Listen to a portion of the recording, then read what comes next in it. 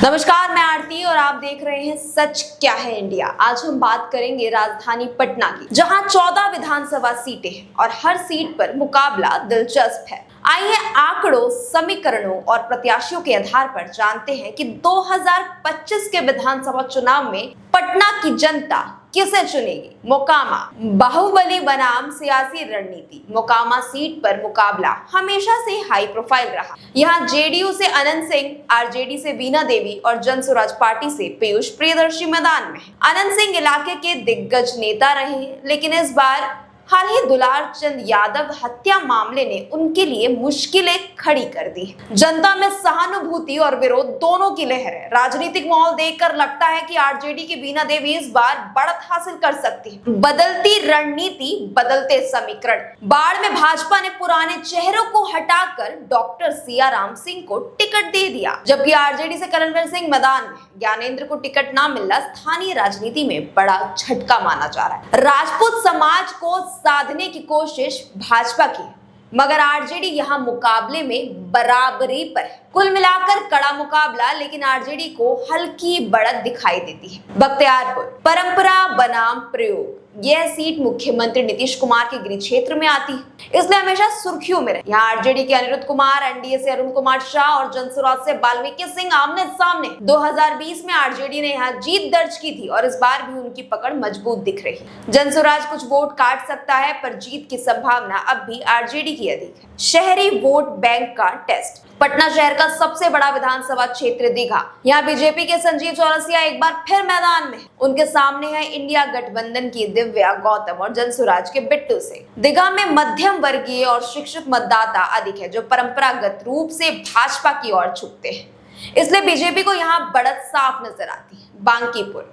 नितिन नवीन की पकड़ बरकरार। बांकीपुर से बीजेपी के नितिन नवीन लगातार मजबूत नेता माने जाते हैं। आरजेडी से रेखा कुमारी और जनसुराज से वंदना कुमारी मुकाबले में, लेकिन 2020 की तरह इस बार भी नितिन नवीन की सीट सुरक्षित मानी जा रही है। बीजेपी की साफ बढ़त दिख रही है। बीजेपी का मजबूत गढ़। कुम्हरार सीट से अरुण कुमार सिन्हा एनडीए की ओर से चुनाव लड़ रहे हैं, जबकि केसी सेना जनसुराज पार्टी से मैदान में। ये सीट पिछले कई चुनावों से भाजपा के पास रही। कोई बड़ा एंटी इनकम्बेंसी फैक्टर नजर नहीं आ रहा। बीजेपी के अरुण सिन्हा यहाँ एक बार फिर जीत की ओर अग्रसर। फतुहा, जातीय समीकरणों का खेल। फतुहा में आरजेडी के रामानंद यादव लगातार मजबूत स्थिति में। यह सीट यादव और मुस्लिम मतदाताओं की बहुलता के कारण पिछले 3 चुनावों से आरजेडी के पास रही। लोजपा से रूपा कुमारी और जनसुराज से राजू कुमार मैदान में, लेकिन जातीय आधार पर आरजेडी की पकड़ अब भी सबसे मजबूत। दानापुर, याराना और याराना के बीच जंग। दानापुर में मुकाबला है बीजेपी के राम कृपाल यादव और आरजेडी के रीतलाल यादव के बीच। 2020 में रीतलाल यादव ने यहां से जीत हासिल की थी। राम कृपाल यादव पूर्व केंद्रीय मंत्री की साख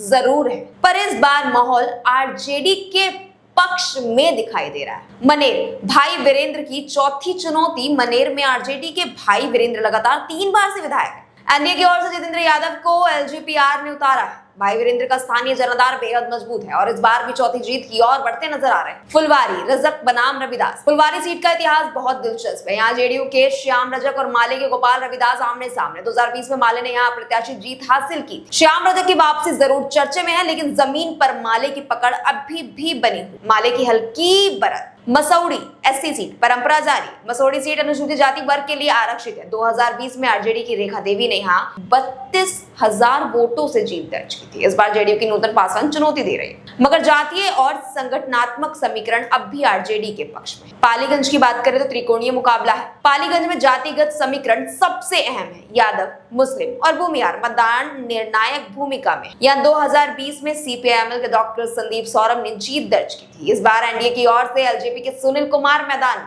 आरजेडी सीट पर दावा ठोक रही है, लेकिन अगर गठबंधन बरकरार रहा तो सीपीआईएमएल के संदीप सौरभ अपनी सीट बचा सकते हैं। विक्रम भूमिहार समीकरण निर्णायक। 2020 में कांग्रेस के सिद्धार्थ सौरभ ने जीत दर्ज की थी। इस बार भी कांग्रेस मैदान में और बीजेपी ने अतुल कुमार को उम्मीदवार बनाया है। भूमिहार, यादव और रविदास मतदाता यहाँ संतुलन बनाए रहे। कड़ा मुकाबला, मगर कांग्रेस को हल्की बढ़त मिल सकती है। पटना साहिब, नंद किशोर यादव का अजय किला।